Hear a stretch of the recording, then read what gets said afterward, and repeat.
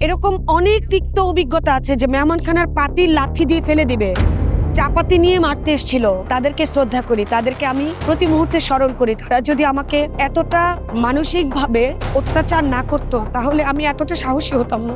একদিন আমরা রান্না করছিলাম, আমাদেরকে একজন একটা মিলাদের গরু দিয়েছিল, বললো যে আপনি মানুষকে খাইয়ে দেন। তো আমরা রান্না করছিলাম, কিছু লোকজন এসে একদম সব লাঠি টাঠি দিয়ে ফেলে দিল, পুলিশের গাড়ি নিয়ে আসলো, এখানে পাতিল বসাতে দিবে না। আমার যারা ভলেন্টিয়ার ছিল তারা শুধু বলছে যে আপু আপনাকে এভাবে অপমান করে কথা বলছে, অকথ্য অপমান করেছে, একদম গায়ের কাছে এসেছে হাত তোলার জন্য।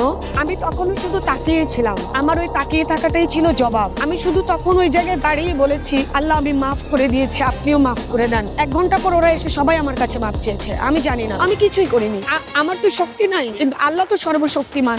আমি শুধু আল্লাহর কাছে বলেছি। একটা ছেলে একটা প্রাইভেট কোম্পানিতে চাকরি করতো, তাকে হচ্ছে করোনার শেষ দিকে অর্ধেক বেতন দিত।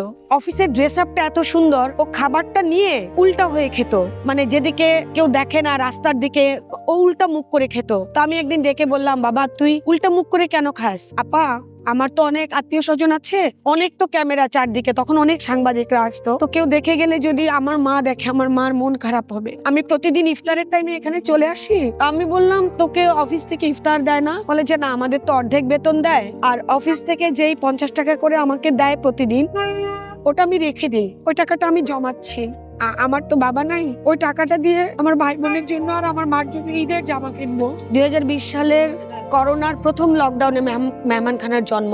আমি মূলত কুকুর আর কাকের খাবার নিয়ে বের হতাম। তখন তো ডাস্টবিন ছিল না, ওটা চিন্তা করেই গিয়েছিলাম কুকুরের খাবার নিয়ে। পরে দেখলাম কিছু ছোট বাচ্চা রাস্তায় ঘুরে বেড়াচ্ছে। লকডাউনে তো সবাই ঘরে থাকবে, কিন্তু পথ শিশুদের তো কোনো ঘর নাই, ওদের ঘরটা তো পথ। ওরা একটা দোকানের শাটার ভাঙছিল, খাবারের দোকান নিউ মার্কেটে। ওরা বলে যে আপু আমরা তো অনেক ক্ষুধার্ত, আমরা তো এখান থেকে খুঁজে খাইতাম, এখন তো মানুষ নাই, এই তালাটা খুললে আমরা খাবার পাবো, চুরি করা ভালো না, চলো আমার সাথে চলো। নিয়ে আসলাম, ওদেরকে খাওয়ালাম, গোসল করালাম। শুধু মনে হলো কি করলে ওদের করোনা হবে না। 5-10 জন 20 জন 100 জন থেকে মেহমানখানায় প্রতিদিন 3-4 হাজার মানুষও খেয়েছে সেই লকডাউনে।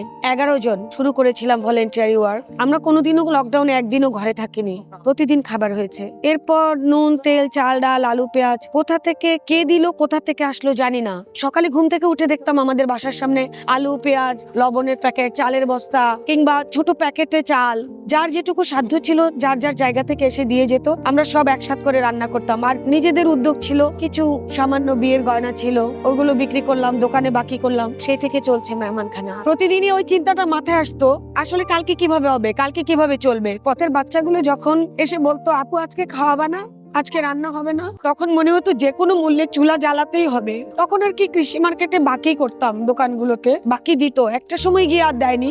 চুলা আর বন্ধ হয়নি, করোনার মধ্যে প্রতিদিন করতাম, বরং এখন প্রতি সপ্তাহে করি। দেখেন 10 মিনিট লাগে না, একটা পাতিল শেষ হয়ে যায়। 300-400 মানুষের খাবার 10 মিনিটে শেষ। মেহমানখানার কোনো বিকাশ নগদ নাম্বার নাই, এবং আমাদের মেহমানখানা ট্রাস্টের যে সামান্য ছোট্ট অ্যাকাউন্ট, ওখানেও খুব মিনিমাম পয়সা জমা থাকে।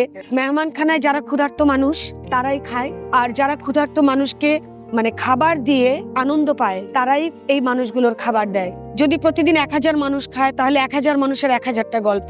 আমরা গত 5 বছরে সেই গল্পগুলোর সাথে যুক্ত হয়ে গেছি। অনেকে বলে রিক্সাওয়ালারা খায়, আমার কি আসে যায়, রিক্সাওয়ালারা খায়, সে আমার মেহমান, এটাই আমার আনন্দ। ওই যে হাসিটা দেয় না, ওইটাই আমার লাভ। আমার লাভ মানে অনেক বেশি। আমি একটা সোশ্যাল রেগুলেশন চাই, যে প্রত্যেকটা মানুষের মধ্যে এই ভাবনাটা আসুক, আমার খাবার থেকে আমি অন্যের সাথে শেয়ার করে খাবো। আমাকে যদি কেউ লাখ টাকা কোটি টাকা দিয়ে দেয়, তাহলে তো অন্য মানুষ যে 1 প্যাকেট লবণ দিতে চাচ্ছে সে তো সুযোগটা থেকে বঞ্চিত হলো। আমি চাই সব মানুষ সমানভাবে সবাই এগিয়ে আসুক।